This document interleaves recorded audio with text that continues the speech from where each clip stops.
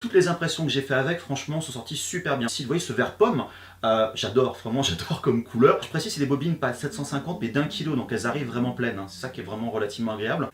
Bouh! Aujourd'hui, on va voir comment créer un petit fantôme en 3D pour l'impression 3D.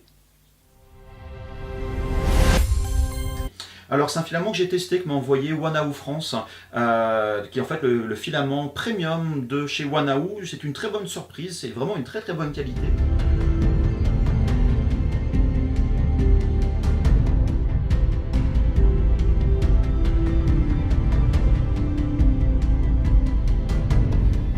Alors, maintenant qu'on a vu effectivement cette impression 3D terminée, etc., ce timelapse, je voulais juste revenir donc ces deux filaments ici que j'ai reçus donc de Wanao France. Mais toutes les impressions que j'ai fait avec, franchement, sont sorties super bien. J'ai beaucoup utilisé donc ce filament vert pomme.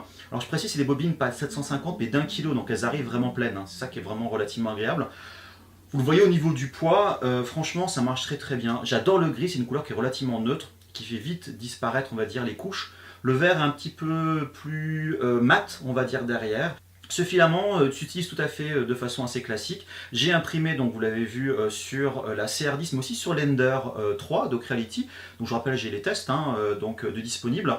Il se chauffe, alors moi ça dépend en fonction de la vitesse, bien sûr, plus j'imprime vite, plus je fais chauffer vite sur ces imprimantes-là, enfin chauffer fort. Mais voilà, c'est du PLA qui va se chauffer entre à peu près... moi je le fais chauffer à 200 en fait sur mes imprimantes parce qu'elle sous-chauffe un petit peu derrière. C'est très bien.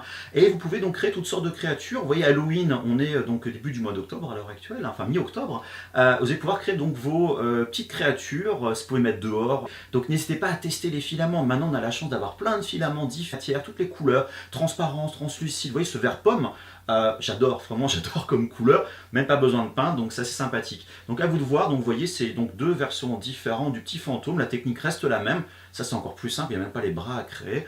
Voilà, donc ça c'est rigolo, et surtout je vous invite à vous créer vous-même, essayez de tester d'autres versions, faites un arbre, faites voyez, une espèce de groue, tout ce que vous voulez derrière, c'est relativement simple.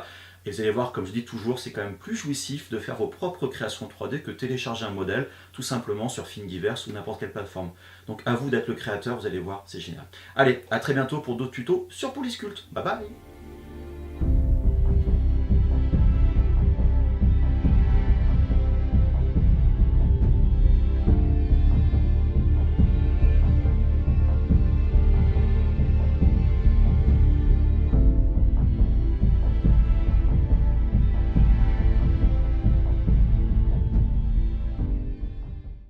Car j'ai mon petit fantôme ici, et vous voyez, à l'intérieur, c'est entièrement évidé. J'ai une épaisseur constante de 2 ou 3 couches. Donc voilà, c'est un petit truc au niveau du slicer. L'épaisseur n'est pas faite au sein du logiciel donc de 3D. Et dedans, vous pouvez mettre ces petites lumières, vous savez, ces galettes donc LED qu'on peut mettre dans les placards. Vous mettez dedans, ça fait votre éclairage. En plus, ça allait très bien. J'ai une petite télécommande et il y a un timer de 30 minutes. Donc pour faire une veilleuse pour les enfants, c'est parfait. Vous pouvez aussi mettre, alors pour une version plus petite, vous voyez ces petites bougies, enfin fausses bougies en LED. Pour une version plus petite, ça marche très bien. En plus, celles-là, elles sont moins puissantes, mais il y a la lumière, on va dire, qui fluctue, donc c'est assez sympathique.